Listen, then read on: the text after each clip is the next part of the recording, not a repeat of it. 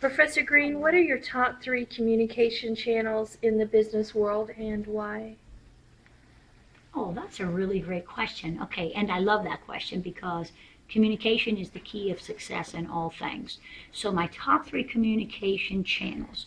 First off, as I stand in front of the classroom, it's always face to face with my students. And so I have to be concerned about the body language. I have to be concerned about bringing enthusiasm and excitement with me into the classroom because nobody wants to listen to a boring teacher and nobody wants to be read to from the front of the room. So the lessons and the communications have to be exciting, fresh, and new, regardless if I'm teaching my fourth or fifth hour in a row or if this is the first hour of classes. So I would say face-to-face would be my first one. I would say the second one is more than likely going to be email. With all of my colleagues mostly being stationed on the Fort Pierce campus, then it seems like a majority of my communication with them happens through email and not in a face-to-face.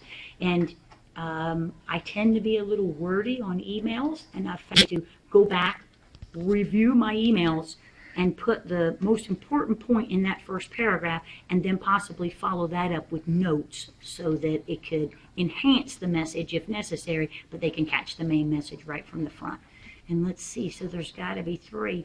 I'd say I would like to use my Angel format as my third one, although that's a little bit like email, but it's also slightly different because I present learning materials in an electronic format, and then I have to speak with my students, explain those issues, and I have to be able to deal with people that I've never met face to face before, and there's nothing more difficult than giving a criticism to someone that you haven't met and you haven't spoken to face to face, because then they can't see my body language and see that I care and want to mentor them to succeed.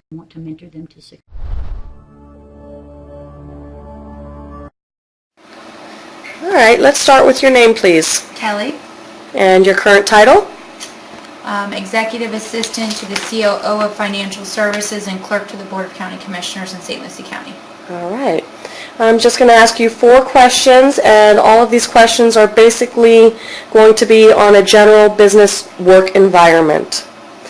First question is, how would you implement a direct strategy in dealing with being assigned a project with a coworker in which you dislike or have a difference of opinion? How would I implement a strategy to come up with a project that is with a coworker that I don't care for? I would probably sit down and come up with an initial plan, ideas, and strategies on my own, and then I would sit down with that person and have a conversation and essentially ask them questions about what they think, get their input, and then incorporate that into the plan that I've come up with based on their ideas and their suggestions, so that I can get all of their input and include them, so that we can collaborate essentially and formulate a good strategy. Okay. The next question is, how would social media hurt or benefit your employment opportunities? Well, I think social media can do both, certainly. I think people that put a lot of things on Facebook, for example, oftentimes don't realize that employers do searches on Facebook for people to kind of get an idea of who those people truly are, because unfortunately a lot of people really put who they truly are out there. On the other hand, there's a lot of really great social networking sites that can help you to build on your career, as far as being able to get out there in a career environment and put your information out there. So it definitely goes both ways. All right, thank you. And now I'm going to give you a scenario. Scenario is, you are a team leader and the goal is to have 100 people sign a petition by the end of the week.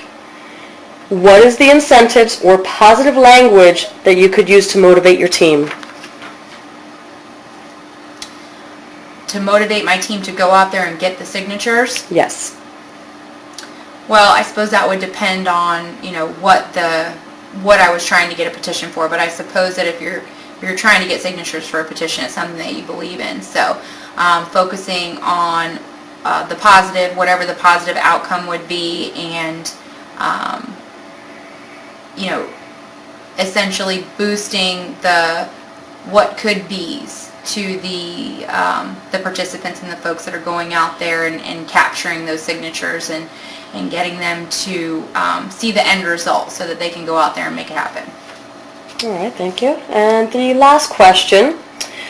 Your company has recently canceled their healthcare benefits due to new government healthcare guidelines.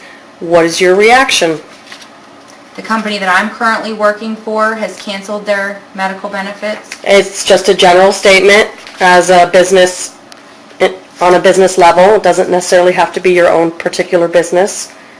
What my reaction would be, my personal reaction or my reaction to other people, like what I would say?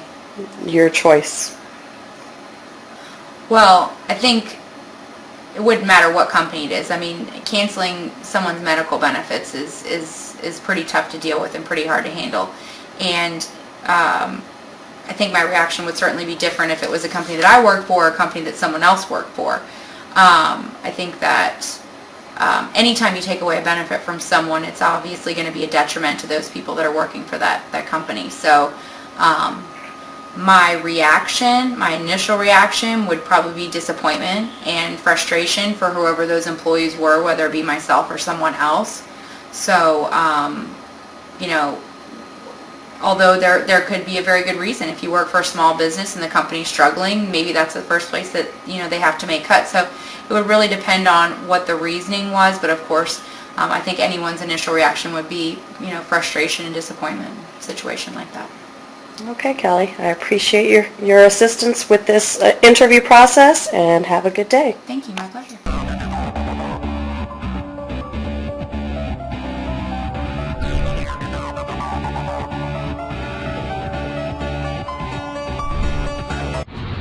Okay, the next question, sir, what would be the top 3 qualities you would expect of your manager or supervisor?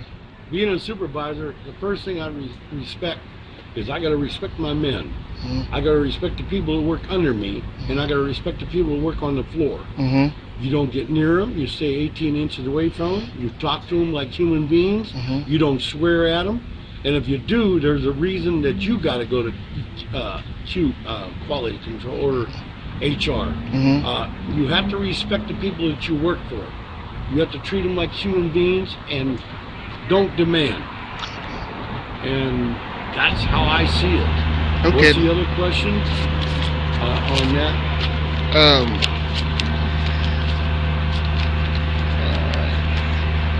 How would you as an individual handle discrimination on a job site, being it be racial or being it that... It doesn't matter whether you're black, white, Puerto Rican, Mexican, or Cuban. You do not treat anybody any different no matter what. Okay. If you do, you better get your butt down there to HR and take care of it, because everybody's equal treated in a plant. Okay. And if you don't like it, then you don't deserve to work there. Okay. I'm sorry, but we've got Cubans, we got Mexicans, we got Puerto Ricans, we got Americans, not too many, but just for a laugh. Yeah. But we treat everybody equal. Okay. And everybody treats us equal. And everybody in my plant has come to respect me because I treat them like human beings. Mm-hmm. I stay away from them, I talk to them, and I respect their families. I know everybody's name, and that's the way it should be if you're a supervisor. Yeah. If you're going to act any different than that, then you're not a supervisor. I'm sorry. So using the correct language and communication... You have to use the correct language, no swearing, no nothing. You have to talk to the people like they're your sister, brother, but you still have to demand in a way, okay, I got to get this done, excuse me. But you do not get near nobody that does not want to be near you. Okay. That is the law. Okay. I mean, there is no ifs, ands, or buts about it. All right. Thank you so much for your time, sir. It was great. Thank you so much. Okay then now. Bye-bye, mister.